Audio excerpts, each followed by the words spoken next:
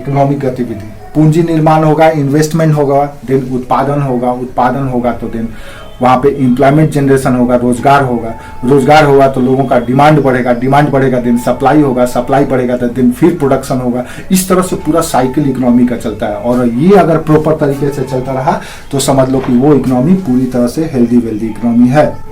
और अगर इसमें से कोई भी कम हो गया, पूंजी कम हो गया, प्रोडक्शन कम हो गया, सप्लाई कम हो गया, एम्प्लॉयमेंट कम हो गया, देन समझ लो इकोनॉमी धीरे धीरे कोलैप्स करने वाली है। ये सामान्य समझ अपने दिमाग में रखो एकदम। तो ये सिस्टम को बनाए रखने के लिए, किसी भी इकोनॉमी को डेवलप करने के लिए पूंजी बहुत जरूरी होता है। पूंजी रहेगा तभी तो इन्वेस्ट करेंगे। और आपको पता चला कि आपका जो इनकम है, आप 10,000 कमा रहे हैं, 10,000 खर्च कर दे रहे हैं, अब कैपिटल आपके पास है ही नहीं, तो आपका जीवन कैसा हो गया? आपका जीवन हैंड टू माउथ हो गया। आज कमाइए, आज खाइए, कल के बारे में भगवान के भरोसे छोड़िए। तो ऐसे कैसे डेवलप बनेंगे? डेवलप बनने के लिए आपको कैपिटल गेन करना पड़ेगा, पूंजी निर्माण करना पड़ेगा। और अल्प विकसित और विकासशील देशों की दूसरी महत्वपूर्ण विशेषता यही होती है कि यहाँ का पूंजी निर्माण का जो दर होता है वो निम्न होता है। आप देखेंगे घरेलू पूंजी 5 से 10% तक ही होता है और वहीं पे विकसित देशों का 30 से 45% तक होता है। 30 to 45% डोमेस्टिक कैपिटल होता है। अब एक तथ्य आपको बताएंगे तो बड़ी रोमांचक लगेगा। आपको पता है दुनिया का सबसे बड़ा कर्जदार देश कौन है? जो सबसे ज्यादा विकसित है, अमेरिका। दुनिया का सबसे बड़ा कर्जदार देश है। अब आप कल्पना करो, आपके ऊपर भी सरकार का कर्ज है, आपके ऊपर भी सरकार कर्ज लेकर के रखी हुई है। आपको ये बात पता होना चाहिए, हर एक नागरिक के सर के ऊपर कर्ज है, सरकार आपके नाम पे कर्ज लेकर के रखी हुई है। अब एक और चीज देखो, जितने बड़े बिजनेसमैन, जितने बड़े कॉर्पोरेट, उतने बड़ा कर्जदार। और हम लोग क्या सोचते हैं, मिडिल क्लास के लोग, यार भूखे मर जाएंगे लेकिन कर्ज किसी से नहीं लेंगे। कर्ज में तो नहीं है ना। और हमारे यहाँ कह भी दिया जाता है कि कर्ज मर्ज और फर्ज को कभी भूलना नहीं चाहिए। तो जो रिस्क लेता है इकोनॉमी में, अर्थव्यवस्था में जो रिस्क लेता है वही आगे बढ़ता है। जितना ज्यादा जो कर्ज लेगा कॉर्पोरेट, उतना ज्यादा वो आगे बढ़ेगा।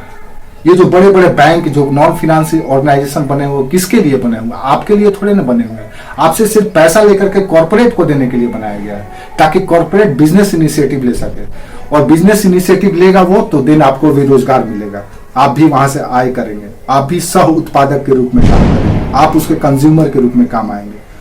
तो ये चैनल है और रिस्क आप नहीं लेते हैं, इसीलिए वो लेता है।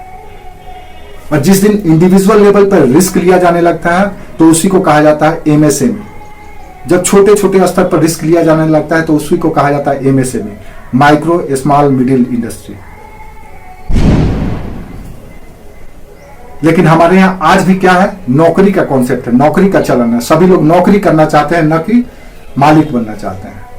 तो दिक्कत यही है। और हमारे यहाँ क्यों हम नौकरी करना चाहते हैं? क्योंकि हमारे यहाँ जो हमको मिलता है, जो हासिल होता है, वो बहुत कम मिलता है। हम कैपिटल नहीं बना पाते हैं, पूंजी नहीं बना पाते हैं।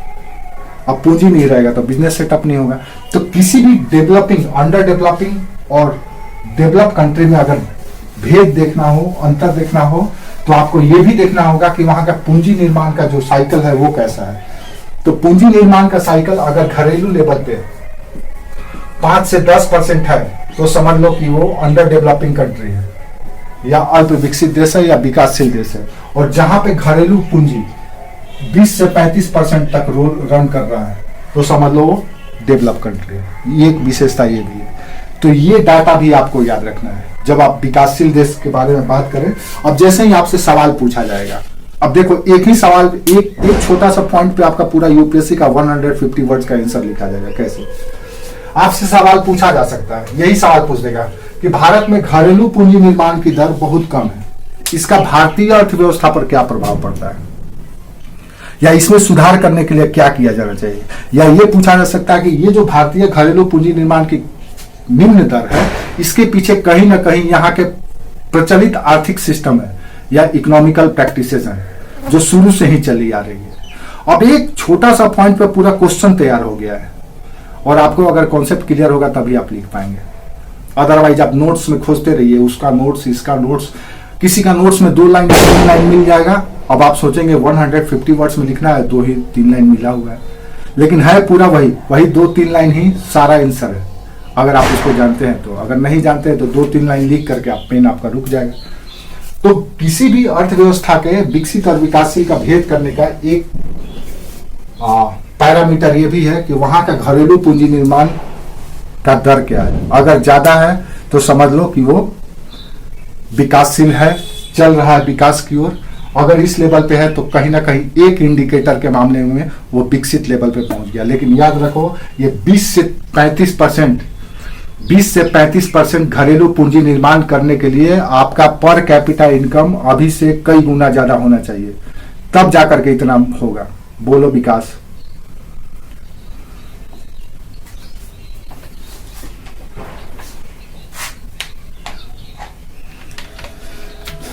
घरेलू पूंजी कैसे बनती है? घरेलू शब्द लिखा हुआ है, इसका मतलब यह आपसे बनता है, आपके यहां जो कंपनी काम करता है उससे बनता है।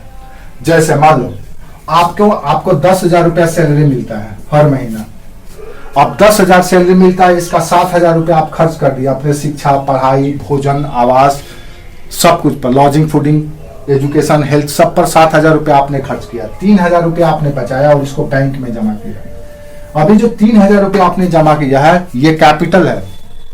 इस पैसे को बैंक यूज कर रही है, दूसरे को दे रही है आपके पैसे को। अगर आप अपने पास रखे हुए दिन वो कैपिटल नहीं है। अगर वो चैनल में गया तब, सिस्टम में गया तब, आपने बैंक में जमा कर दिया, आपने इंश्योरेंस ले लिया, आपने डिवेंचर ले लिया, आपने शेयर ले लिया, ये सब कैपिटल बन गया। वो 3,000 रुपया कैपिटल बन गया। अब उसको वो सिस्टम में यूज किया जाता है। आपको पता है सरकार को सबसे ज्यादा कर्ज किससे मिलता है? LIC से मिलता है। लाइफ इंश्योरेंस कंपनी जो है भारत की, वो सबसे ज्यादा डोमेस्टिक कैपिटल देती है, क्योंकि सभी लोग LIC कराते हैं, अपना पैसा जमा करते हैं उसके पास। तो ये हो गया घरेलू पूंजी। समझ में आया? और भी बहुत सारा है जो हम लोग उस प्रॉपर टॉपिक पे आएंगे तब बात करेंगे, लेकिन मोटा मोटी यही समझ लो, यही है घरेलू पूंजी। मान लो सपोज करो एक इंडस्ट्री है आपका देश का, टाटा की कोई कंपनी है। अब टाटा का प्रॉफिट है इतना, अब इस टाटा ने अपने प्रॉफिट को सिस्टम में डाल रखा है, अपने पैसे को दिन में, इसके लिए कैपिटल है। अब इसको इन्वेस्ट करेगी, अपने कंपनी का विस्तार करेगी, कहीं दूसरे जगह प्लांट बैठाएगी, कहीं दूसरे देश में भी बैठाएगी, तो वहां से भी अर्न करेगी। तो जो आपका खर्च के बाद जो राशि बचता है और उस राशि को अगर आप उस चैनल में लेकर के आ जाते हो तो वो कहलाता है कैपिटल। तो जब आप विकसित और विकासशील की बात करते हैं तो देखते क्या है कि विकासशील देशों का जो डोमेस्टिक कैपिटल है वो कम होता है, 5 से 10% होता है, तो वहीं विकसित देशों के 20 से 35% होता है। बाकी लोग जाने लगे हैं, जाने का टाइम हो गया क्या? सभी लोग चले गए? विकास हाथ उठाए हो।